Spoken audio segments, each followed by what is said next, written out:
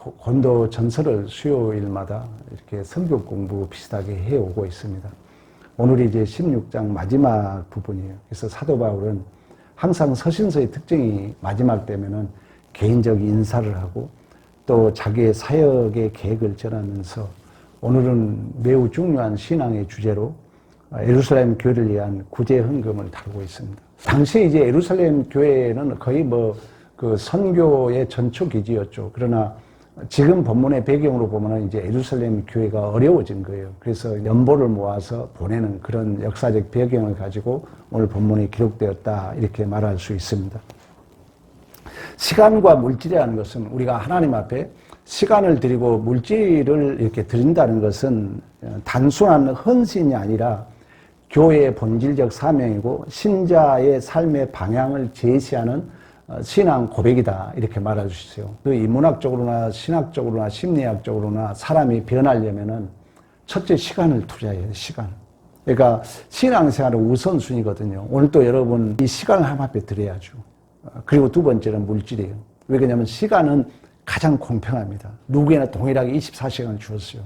그러니까 시간을 내가 어디에 우선순위를 두냐는 내 존재를 변화시키는 하나의 근거가 된다 이런 얘기를 합니다. 그리고 물질은 세상 사람들이 최고의 가치를 물질로 여기기 때문에 내가 물질을 어디에 우선순위를 두고 쓰느냐는 너무나도 중요하다는 거죠.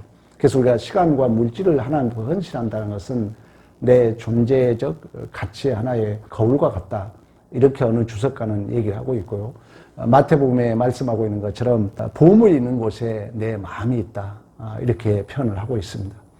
오늘 본문도 역시 이러한 그 시간과 헌금은 예배의 핵심이라는 거죠. 예배자가 이 시간에 오지 않으면 예배 드릴 수 없잖아요. 시간을 하나님 앞에 드리는 거예요. 그리고 세상 사람들이 최고로 여기는 이제 물질입니다. 근데 오늘 예루살렘 교회를 위하여 이제 그런 그 시간을, 그런 연보를 오늘 본문은 구제 헌금을 어떻게 드려야 할지를 구체적으로 오늘 사도 바울은 나열을 하고 있어요. 그래서 1절에 우리가 보았던 것처럼 갈라디아 교회에게 명한 것 같이 또는 로마서 우리가 15장 26절에 가면은 당시의 마게도냐는 빌립보 지역을 얘기하고 있습니다. 마게도냐 및 아가야 사람들이 예루살렘 성도 중 가난한 자들을 위하여 기쁘게 얼마를 연보했다. 이 배경은 이제 고린도 후서에 가면 더 정확하게 얘기하겠지만 예루살렘 교회가 어려우니까 다 작정을 한 거예요. 근데 이 고린도 교회만 아직 안 하고 있는 거예요. 어떻게 보면, 배경으로 보면. 그러니까 고린도 교회는 많은 문제들이 있었잖아요. 그래서 오늘 사도 바울이 지금 독려를 하고 있는 것입니다.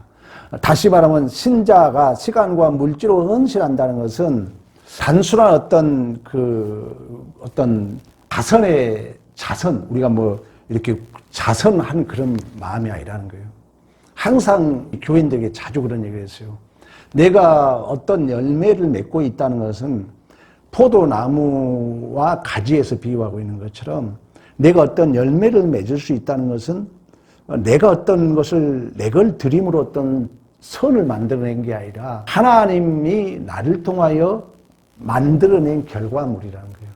그래서 저는 우리 교회 청소할 때도 내가 그랬잖아요. 하나님이 이렇게 하셨습니다. 하나님께 이렇게 주셨습니다. 물질을 드릴 때도 여러분이 이렇게 안 드린지 모르겠지만 항상 드릴 때 하나님이 이거 주셨습니다. 하나님이 이렇게 하셨습니다.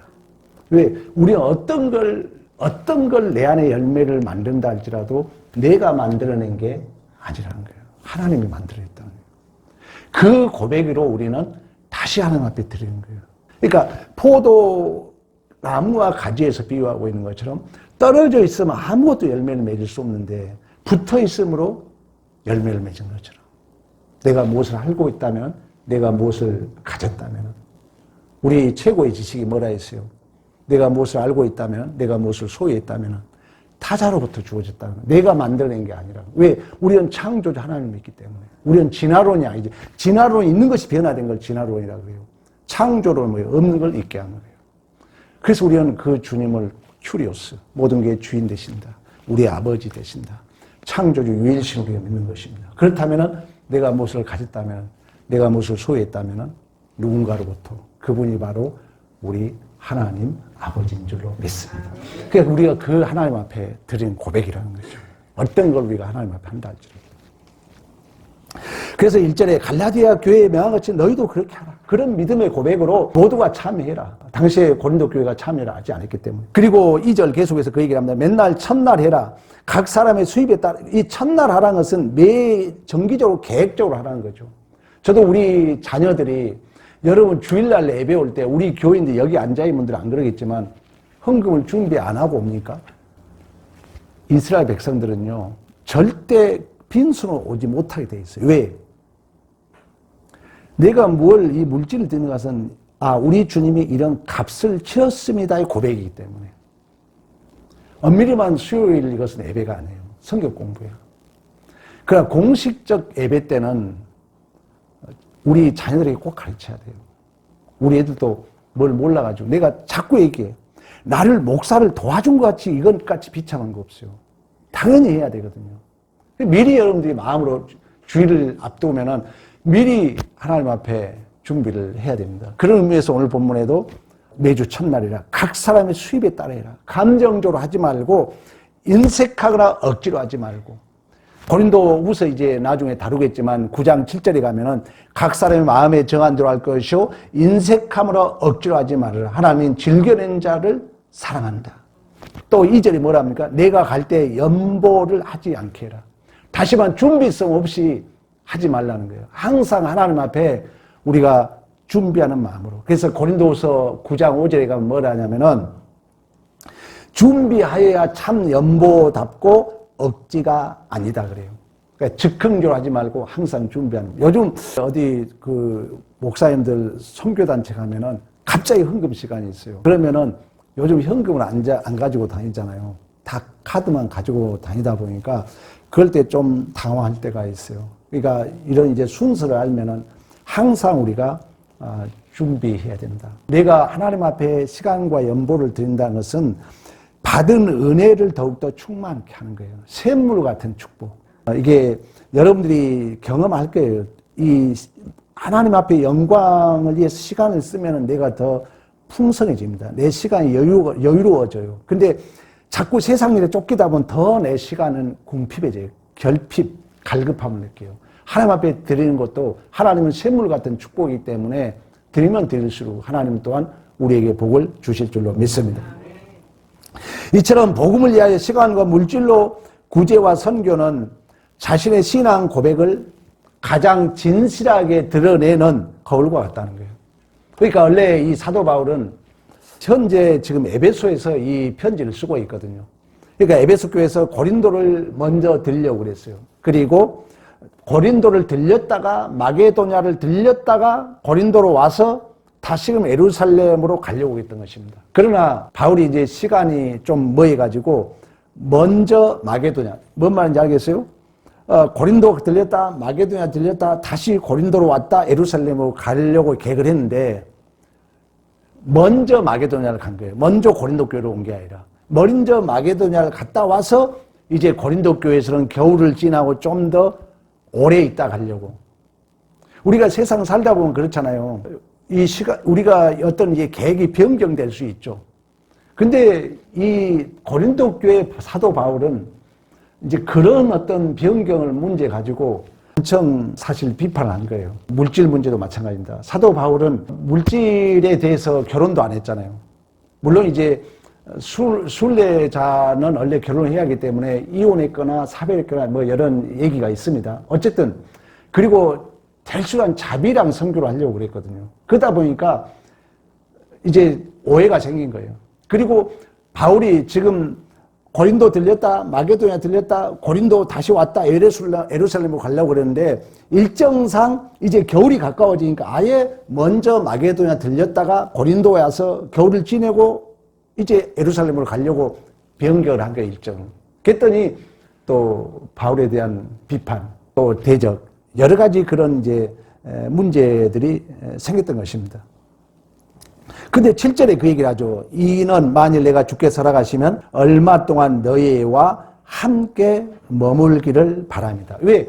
고린도 교회는 많은 문제들이 있었잖아요. 고린도를 향하여 사도 바울이 뭐 3번 편지를 썼니 4번 편지를 썼니 그러잖아요. 1차 편지 쓰고 2차 눈물의 편지는 잃어버려서 기록이 안 됐다 그러잖아요. 그리고 3차 편지가 고린도 후서라고 그런 얘기도 있어요. 그런 것처럼 많은 문제가 있었기 때문에 왔다 갔다 하면 시간 낭비되기 때문에 먼저 올 고린도 교회로 온 게 아니라 마게도냐를 먼저 갔다가 이제 고린도에 와서 겨울을 지나고 머문다는 것은 그런 이제 좀 깊이 있는 얘기를 하려고 그런 생각을 했는데 그걸 이제 모른 이제 고린도 교인들은 뭐 신실하지 못한 자다, 말만 앞세운 자다, 오해하고 비난하고 여러 가지 적대적 감정까지 생기게 되었다는 거죠. 그리고 또 물질적인 어떤 비판도 생기고. 그래서 9절에 뭐라 합니까? 내게 광대하고 유한 문이 열렸으나 대적자가 많습니다. 그러니까 예수님께서 70인을 파송하면서 어린 양을 1위 가운데 보냄을 받은 것 같다 얘기하고 있는 것처럼 이 교회의 일이든 여러분의 일이들이 일이라는 게 뭐 순조롭게 풀리지 않습니다. 그러나 믿음으로 산다는 건 우리 성도들에게 자주 그런 얘기를 했어요. 내가 지금 부산을 가야 돼. 부산을 가야 되는데 여러 논란이 있을 거 아니에요. 어떤 사람은 자가용으로 가자, 어떤 사람은 기차로 가자, 어떤 사람은 버스로 가자, 어떤 사람은 비행기로 가자. 근데 자가용으로 가다 사고가 났어. 그럼 우리는 뭐 합니까? 뭐라 합니까? 에이, 비행기로 가자니까. 에이, 기차로 가자니까. 그게 아니라는 거예요. 현실이 답이에요. 자가용을 타고 갔다면 누가 자가용 타고 가게 한 거예요? 하나님이 한 거예요. 그러면 거기 가다가 어떤 문제가 생긴 것도 하나님이 하신 거예요. 그래서 오직 우리는 믿음으로 사는 것입니다. 그러니까 우리는 여기서 이 하나님의 주권을 다 이해를 해요. 코람돼요. 그러나 문제는 뭐냐면은 이 허용의 섭리를 이해 못하면 이제 그걸 나는 윤리도덕주의라 그러는 거예요. 그런데 허용의 섭리, 하나님께서는 왜 사고 나겠는지 우리가 몰라요. 예를 들면 그렇다는 거예요. 뭐 믿는 데에서 사고 안 납니까? 나죠. 그래 하나님이 뭔가 뜻이 있다는 거예요. 뭔가. 그리고 하나님은 그 어떤 것도 토부예요. 보시기에 심히 좋았더라요. 근데 그걸 이제 이해 못한 고린도 교인들은 아니 먼저 온다더니 왜 너 마게도냐고 하냐? 이게 불평하는 거죠. 아니 너 당연히 너가 정말 자신 있다면 네 돈 알았어야지. 너는 왜 그러냐? 당시에 고린도 그 사도 바울의 현실을 가지고 비판하고 대적하고 비방하고 그런 분위기 속에 이제 고린도 후서에 가면 더 그런 내용이 철저하게 나옵니다. 그래서 9절에도 방금 말씀했던 것처럼 또 고린도 전서 9장 3절 7절에 나를 비판하는 자들에게 변명할 것이 이것이다. 우리가 먹고 마실 권리가 없느냐. 다른 사람들과 형제들과 개바와 같이 내가 아내를 데리고 다닐 권리가 없느냐. 계속 그런 얘기를 해요. 내가 권리가 왜 내가 없겠느냐. 야 군복무 7절에 그러죠. 비용으로 군복무 하겠느냐. 누가 포도를 심고 그 열매를 먹지 않겠느냐. 누가 양떼를 기르고 그 양떼의 젖을 먹지 않겠느냐. 계속해서 9장 8절 이하에도 9절에도 그런 얘기하죠. 모세의 율법의 곡식을 밟아 떠는 소에게 양을 씌우지 말라 기록하였으니 하나님께서 어찌 소들을 위하여 염려하시겠느냐. 12절도 그 얘기하죠. 다른 일도 너희에게 이런 권리를 가졌거든 하물며 우리 일까 보느냐. 그러나 우리가 이 권리를 쓰지 아니하고 범사에 참는 것은 그리스도 복음에 아무 장애가 없게 하려 함이라. 15절도 그 얘기를 하죠. 내가 이것을 하나도 쓰지 아니하였고 또 이 말을 쓰지 않는 것은 내게 이같이 하여 달라는 것이 아니라 내가 차라리 죽을지언정 누구든지 내 자랑하는 것을 헛된 대로 돌리지 못하게 하려 함이라. 이 말은 뭐냐면은 바울은 대충이나 이제 교회를 위해서 대충은 이제 그 돈을 받아 쓰지 않았죠, 사실. 대충한 자비랑 선교하려고 하고 또 혼자 다니고 그러다 보니까 자꾸 이제 자격 시비가 나오고 또 물질적인 걸 가지고 논란이 벌어진 것입니다. 이제 목회자를 청빙하잖아요. 청빙하게 되면 여러분이 상식적으로 알아놓으면 좋아요. 이제 청빙서를 당회에서 노회에 청구를 해야 됩니다. 그러면 이 당회에서는 우리 담임 목사를 이렇게 사례를 이렇게 해서 이렇게 하겠습니다. 이제 작은 교회들은 그걸 시행을 못하죠. 왜 내가 이 얘기를 하냐면 충분히 권리를 가지고 있음에도 바울은 그걸 다 사용하지 않았다는 거예요. 그러다 보니까 고린도 교회가 더 무시해. 그래서 바울이 계속 그 얘기하는 거예요. 내가 권리가 없겠느냐. 율법에도 일하는 소에게 멍에를 씌우지 말라 했지 않느냐. 이러면서 계속 이야기를 하고 있는 것을 볼 수가 있습니다. 그리고 사도 바울은 내가 이렇게 권리를 포기했다 해서 결코 그걸 나는 자랑으로 여기고 싶지 않다는 거예요. 그와 더불어서 교회도 마찬가지예요. 우리가 누가 특별하게 헌신과 봉사를 할 수 있습니다. 그러나 아까 얘기했던 것처럼 내가 무엇을 한다는 것은 포도나무와 가지에서 비유하고 있는 것처럼 하나님이 나를 통해서 맺은 열매거든요. 그러니까 할 수 있는 게 은혜이고 할 수 있는 게 복인 줄로 믿습니다. 근데 내가 했다 해서 이걸 가지고 절대 다른 사람과 비교해서 자랑할 수 없다는 거예요. 왜? 하나님이 나를 통해서 맺은 열매이기 때문에. 그래서 사도 바울은 내가 오늘 본문의 15절에 방금 우리가 읽었잖아요. 그 9장 15절에 그런 얘기를 했잖아요. 내가 죽을지언정 누구든지 내 자랑하는 것을 헛된 대로 돌리지 못하게 하려 합니다.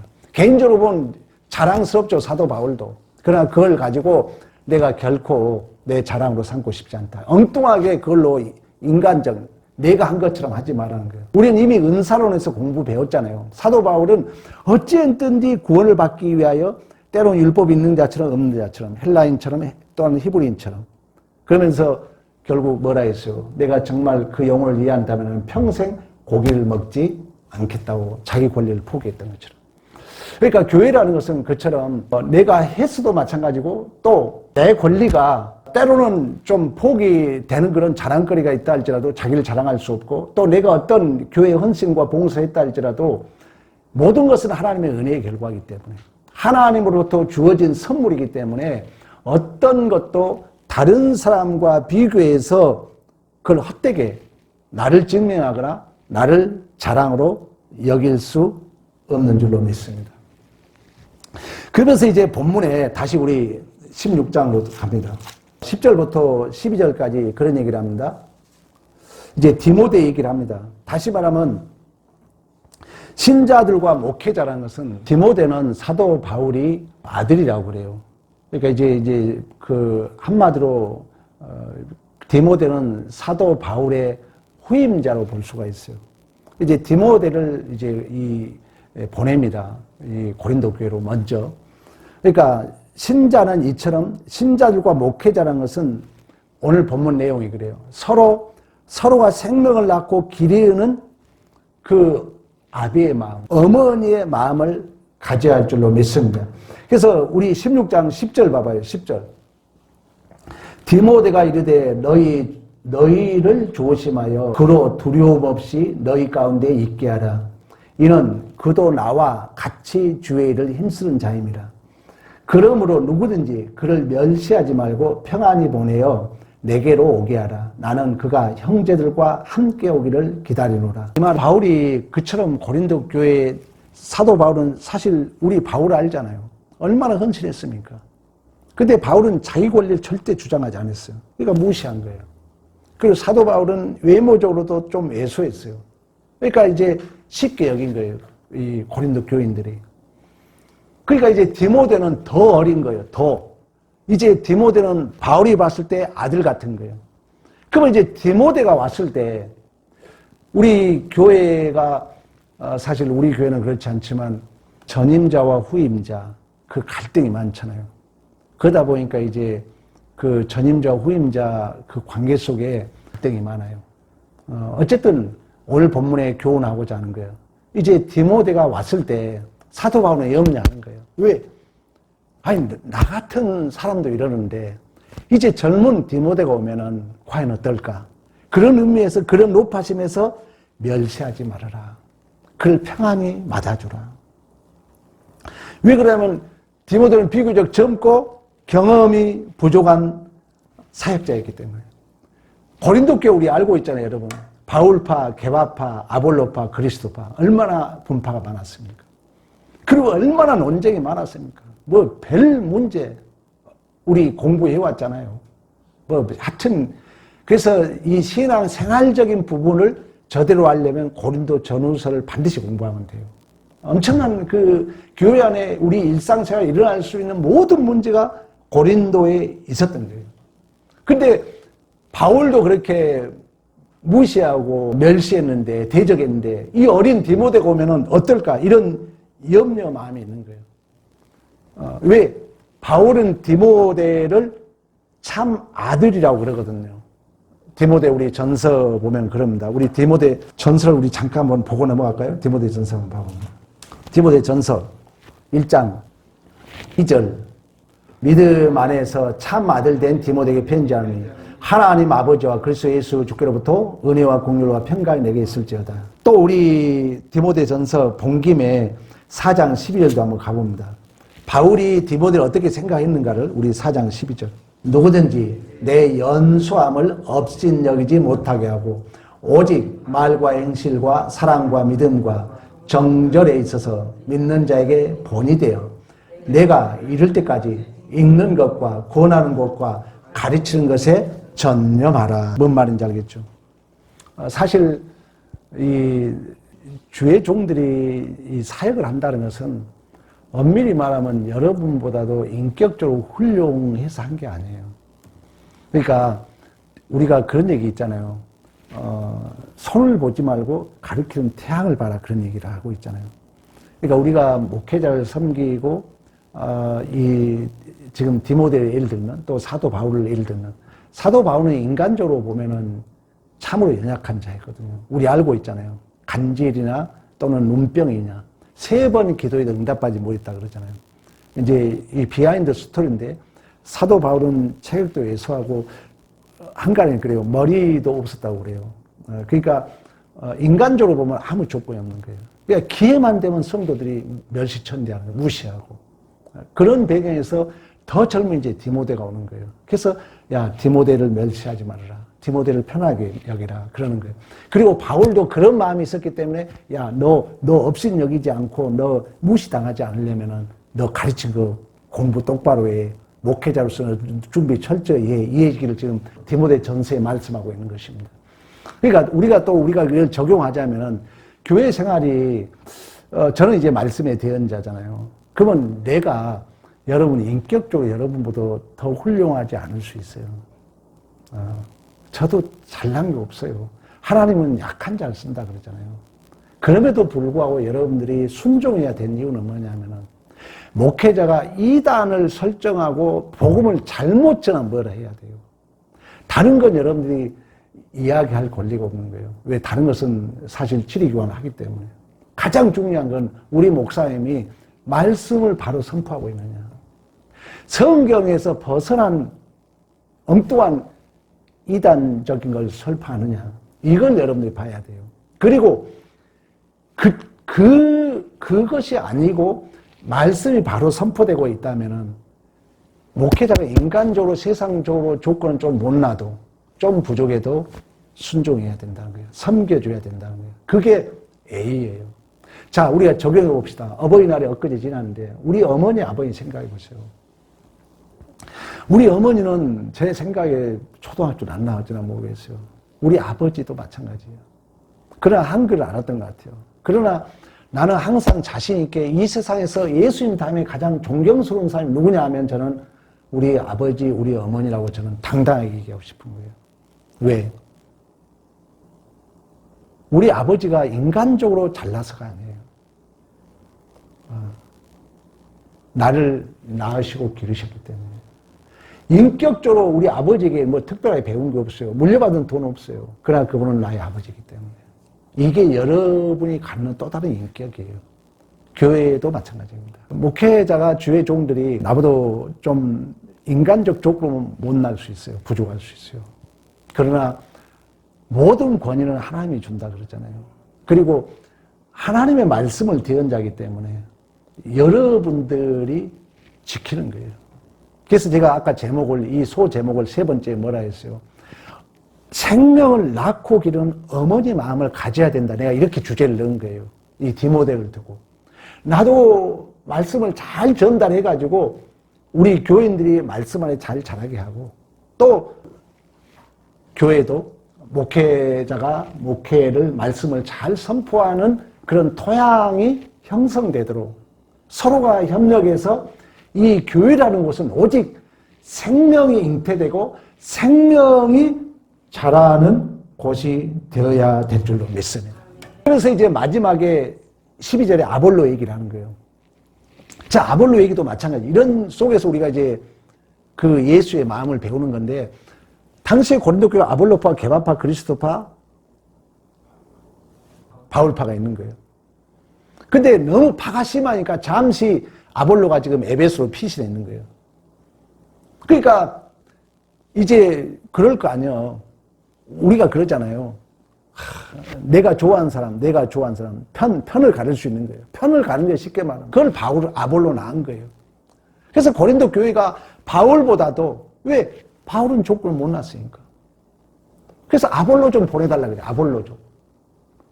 그래서 바울은 그걸 알고, 그래, 너 좀 가라. 근데 아볼로는 안 가는 거예요. 왜? 어떻게 보면, 내가 가면은 바울의 어떤 그런 문제, 그리고 이미 파장이 너무 심해 있었기 때문에 그런 전반적인 생각을 하면서 자기의 유익을, 자기의 권리를 절제하는 그런 이제 아볼로 모습을 오늘 보여주면서 지금 고린도 전서 16장 마지막 1절부터 12절까지를 말씀하고 있는 것입니다. 결론을 짓겠습니다. 여러분, 교회는 하나님의 그 생명이 출생한 곳입니다. 왜 그러냐면 이 비밀이 크다 그랬어요. 남자가 부모를 떠나 여자와 한 몸을 이루는 거예요. 이것은 물리적 생명이 아닙니다. 이걸 잘못했기 때문에 이제 바알신, 아세라 신이 나오는 거예요. 남신, 여신이 나오는 거예요. 풍요의 신으로. 그러나 이게 아니에요. 이것은 진정한 생명의 잉태예요. 이 비밀이 크다. 이 여자는 예수 그리스도 교회에 대해서 얘기하고 있잖아요. 그 신비의 연합을 이룬 곳이 바로 그 모형, 그 전초기지가 교회라는 것입니다. 그래서 우리가 서로가 교회 안에서 그 예수 생명이 잉태되고 잘 자랄 수 있는 그 토양을 서로가 만드는 데 노력해야 되고, 또 서두에 말씀했던 것처럼 여러분의 신앙생활을 항상 생각해야 되고, 내가 시간을 어떻게 쓰고 있는가? 세상 사람들이 가장 최고의 권위로 인정하고 있는 물질을 나는 우선순위를 어떻게 두고 있는가? 이걸 여러분들이 확인한다면 아마 하나님 앞에 당당한 신앙생활이 될 줄로 믿습니다. 이런 믿음 안에서 승리가 있기를 간절히 축복합니다.